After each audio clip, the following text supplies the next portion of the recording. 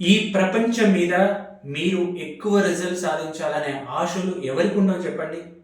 మీరు సాధించాలనే కోరిక మీకుంటే ఒక్కసారి ఈ వీడియో కింద ఎస్ అని కామెంట్ చేయండి. అలాగే సాధించాలనే ఆలోచన మన మైండ్లో ఉంది, కానీ సాధించడానికి కావలసిన శక్తి ఎక్కడి నుంచి తీసుకోవాలి అని చాలామంది అనుకుంటారు.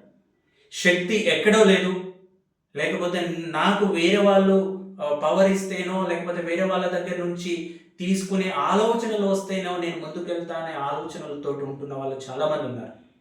వీళ్ళందరికీ కూడా నేను చెప్పేది ఒకటే, బాధపడుతున్నారా? మీకు అది సర్వస్వం కోల్పోయారా?